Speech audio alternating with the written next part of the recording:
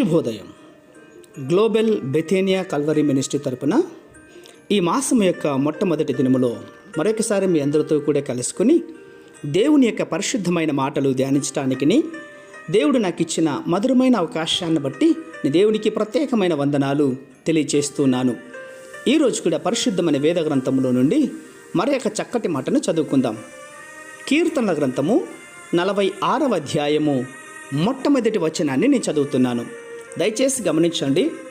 కీర్తనల గ్రంథము 46వ అధ్యాయము 1వ వచనం.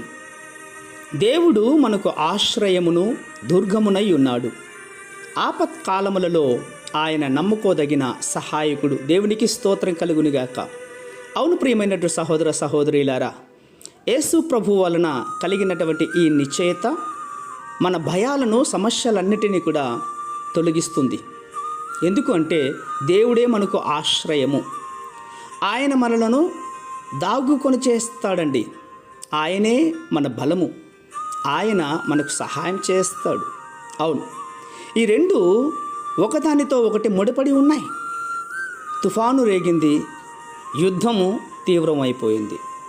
ఎక్కడో ఒక చోట వెళ్ళి మనం దాక్కోవాలి కదా. దాక్కోవడం పాపం కాదు, కానీ దాక్కునే ఉండటం పాపం. మనకు సహాయం చేయడానికే దేవుడు మనను దాచిపెడుతూ ఉన్నాడు. ఆ తరువాత మనం పోరాటానికి వెళ్ళి ఆ తుఫాను కానీ ఆ సమస్యలు కానీ మనం ఎదుర్కోవాలి. ఇది తప్పించుకోవడం కాదు, కానీ ఇది ఒక నూతన శక్తినిస్తుంది ప్రియులారా.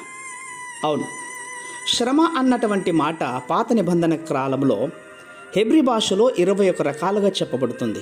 కానీ ఇక్కడ మాత్రం శ్రమ అంటే ఇబ్బందికర స్థితిలో అన్నటువంటిదే తెలుస్తుంది ప్రియులారా. ఈరోజు నీవు అలాంటి పరిస్థితిలో ఉన్నట్లయితే గనక విశ్వాసంతో యేసు యొద్దకు పరిగెత్తుకుని రావాలి. అవును, అయితే తప్పించుకోవడం కోసం ఆయన వద్దకు రావడం కాదు, కానీ ఆయన వద్దకు వచ్చి, ప్రభువా, నేను యుద్ధానికి వెళ్ళగోరుతున్నాను, నా పనికి నేను వెళుతున్నాను, నా జీవిత భారాలను నేను మోస్తూ ఉంటున్నాను నాయనా, అందుకు నాకు నీ శక్తి అవసరం అని ప్రార్థన చేయాలి. అప్పుడే అద్భుత వాగ్దానం నీ జీవితంలో నెరవేర్చబడుతుంది.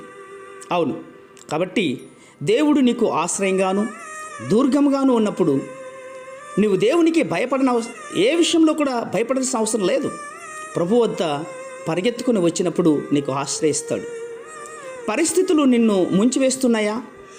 యేసుక్రీస్తును ఆశ్రయించు. ఆయన నీ శక్తిని, ధైర్యాన్ని ఈ నూతన మాసంలో నూతనపరచడానికి ఆయన శక్తివంతుడై ఉన్నాడు. ప్రేమ నమ్మకమైనటువంటి మా ప్రియ పరలోకపు తండ్రి, నిజమే నాయనా, ఈ మాటలు వింటున్న బిడ్డలందరూ కూడా ఈ నూతన మాసంలో నిన్ను ఆశ్రయించినట్లుగా, ఆపత్కాలంలో నిన్ను ఆధారం చేసుకున్నట్లుగా ఈ బిడ్డలందరికీ మీరు ఆశ్రయించే దేవుడు అయినందుకే స్తోత్రాలు అర్పించుకుంటూ చిన్న ప్రార్థనను మా రక్షకుడిని యేసయ్య నంబట అడిగి వేడుకొని పొందుతున్నాం మా తండ్రి. ఆమేన్, ఆమేన్, ఆమేన్.